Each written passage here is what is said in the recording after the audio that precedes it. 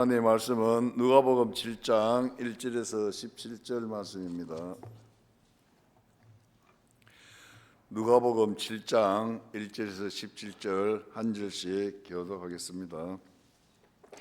예수께서 모든 말씀을 백성에게 들려주시기를 마치신 후에 가버나움으로 들어가시니라.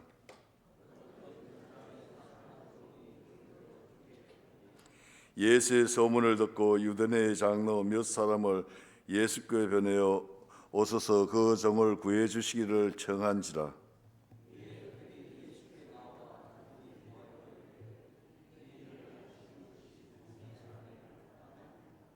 그가 우리 민족을 사랑하고 또한 우리를 위하여 회당을 지었나이다 하니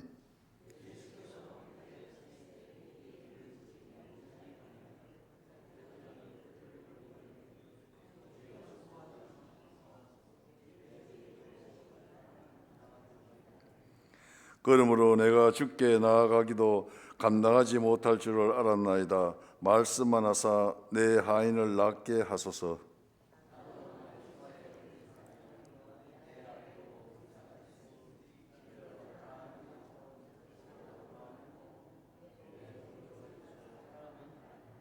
예수께서 들으시고 그를 놀랍게 여겨 돌이키사 따르는 무리에게 이르시되 내가 너희에게 이르노니 이스라엘 중에서도 이만한 믿음을 만나보지 못하였노라 하시더라.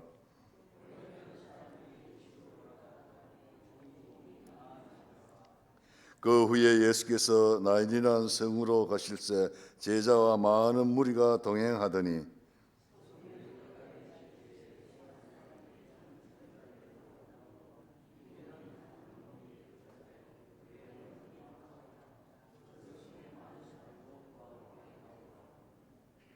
주께서 가부를 보시고 불쌍히 여기사 울지 말라 하시고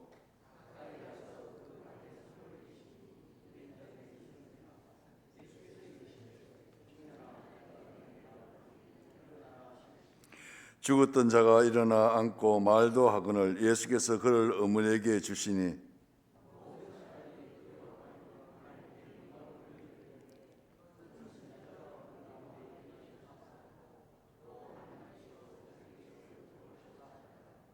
함께합니다. 예수께 대한 이 소문이 온 유대와 사방에 두루 퍼지니라. 아멘. 오늘 누가복음 7장 1절에서 17절 말씀을 긍휼과 믿음으로 응답하시는 주님으로 말씀을 같이 생각해보겠습니다. 먼저 기도하겠습니다. 하나님 아버지, 하루를 시작하는 첫 시간 주님 앞에 나와 묵상하며 기도하게 하시니 감사합니다. 주님, 은혜의 시간 되게 주님 도와주시옵소서. 예수님의 이름으로 기도드립니다. 아멘. 그렇습니다. 사랑하는 교우 여러분, 우리는 살아가면서 예상하지 못한 일들을 경험하곤 합니다. 기쁨과 감사의 순간이 있는가 하면 슬픔과 고통 속에서 하나님의 뜻을 구해야 할 때도 많이 있습니다. 그렇습니다. 그럴 때 우리는 하나님께서 우리의 삶 속에서 어떻게 역사하시는지를 깊이 생각해 보아야 합니다. 믿음이란 단순한 지식이 아니라 삶 속에서 나타나야 하는 것입니다. 하나님을 신뢰한다는 것은 우리의 상황과 감정을 뛰어넘어 그분의 뜻과 계획을 믿고 나아가는 태도를 의미합니다. 그렇습니다. 또한 하나님의 긍휼은 우리가 이해할 수 없는 방식으로 다가와 절망을 소망으로 바꾸기도 하고 이루어지기도 합니다. 오늘 우리는 하나님의 긍휼과 믿음이 어떻게 역사하시는지를 함께 묵상하려고 합니다. 주님께서 우리의 삶 가운데 어떻게 역사하시는지, 우리가 그분 앞에서 어떤 믿음의 태도를 가져야 하는지 말씀을 통해 함께 나누는 귀한 시간 되기를 주님의 이름으로 축복드리겠습니다. 첫 번째로 겸손한 믿음이 주님의 기적을 경험한다고 합니다. 가버나움에 살던 한 백부장은 로마의 군인이었습니다. 당시 유대인들에게 로마의 군인은 억압자와 같은 존재였습니다. 이 백부장은 달랐습니다. 그는 유대인들을 사랑하며 그들의 회당을 지어줄 정도로 선행을 베푸는 사람이었습니다. 그러나 그의 인격적인 모습보다 더욱 주목해야 할 점은 그의 신앙과 믿음이었습니다. 백부장은 사랑하는 종이 병들어 죽어가자 예수님께 도움을 요청합니다. 그러나 그의 직접 예수님께 나가지 않고 유대인 장로들을 보내어 예수님을 초청합니다. 예수님께서 그의 집으로 가려 하시자 백부장은 이렇게 말합니다. 6절 7절 말씀입니다. 6절 7절 우리 함께 같이 다시 한번 읽어보겠습니다. 시작. 예수께서 함께 가실새 이에 그 집에 멀지 아니하며 백부장이 벗들을 보내어 이르되 주여 수고하시지 마옵소서. 내 집에 들어오심을 나는 감당하지 못하겠나이다. 그러므로 내가 주께 나아가지도 감당하지도 못할 줄을 알았나이다. 말씀만 하사 내 하인을 낫게 하소서 했습니다. 그렇습니다. 예수께서 함께 가실새 이에 그 집이 멀지 아니하며 백부장이 벗들을 보내어 이르되 주여 수고하시지 마옵소서. 내 집에 들어오심을 나는 감당하지 못하겠나이다. 그러므로 내가 주께 나아가지기도 감당하지 못할 줄을 알았나이다. 말씀만 하사 내 하인을 낫게 하소서 했습니다. 이 고백은 백부장의 믿음이 얼마나 깊은지를 보여주는 말씀입니다. 그는 예수님의 권위를 확신하며 주님의 말씀만으로도 기적이 일어날 것을 믿고 있었습니다. 그렇습니다. 예수님께서는 그의 믿음을 보시고 감탄하시며 이렇게 말씀하십니다. 9절 말씀입니다. 내가 너희에게 이르노니 이스라엘 중에서도 이만한 믿음을 만나보지 못하였노라. 그렇습니다. 결국 예수님의 말씀대로 백부장의 종은 치유되었습니다. 우리는 여기서 중요한 교훈을 얻고 있습니다. 진정한 믿음은 자신의 자격이나 공로를 내세우는 것이 아니라 오직 주님의 능력을 의지하는 것입니다. 우리의 삶 속에서도 이런 겸손한 믿음이 필요합니다. 신앙생활을 하면서 때때로 우리의 노력이나 자격을 내세우려 할 때가 있습니다. 하지만 진정한 신앙은 나는 부족하지만 주님은 전능하시다라는 고백 속에서 자라납니다.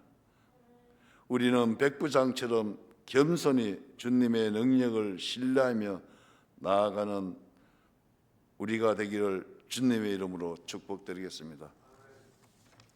두 번째로 주님의 긍휼이 절망을 소망으로 바꾼다 했습니다. 사랑하는 교회 여러분, 우리가 살아가면서 가장 힘든 순간은 사랑하는 사람을 잃는 순간일 것입니다. 오늘 본문에서 한 가부가 유일한 아들을 장례를 치르는 장면이 나옵니다. 그녀는 남편을 먼저 떠나보내고 이제 하나뿐인 아들마저 잃었습니다. 당시 사회에서 가부는 보호받기 어려운 위치에 있습니다. 그녀에게 있어 아들은 삶의 전부였습니다. 또한 생존을 위한 유일한 희망이기도 하고 소망이기도 했습니다. 그런데 이제 그 희망마저 사라져버리게 되었습니다. 그렇습니다. 이러한 중에 예수님께서는 그녀 앞에 나타나십니다. 예수님께서는 장례 행렬을 가로막으셨습니다. 그리고 그녀를 보시며 긍휼함으로 나아가십니다. 13절 이렇게 되어 있습니다. 예수께서 가부를 보시고 불쌍히 여기사 울지 말라 하시고 예수님은 단순한 동정심이 아니라 그녀의 아픔을 깊이 공감하시고 도우시기를 원하셨습니다.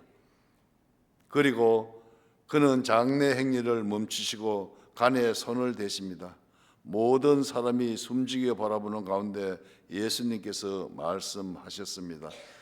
14절 말씀에 청년아 내가 내게 말하노니 일어나라 했습니다.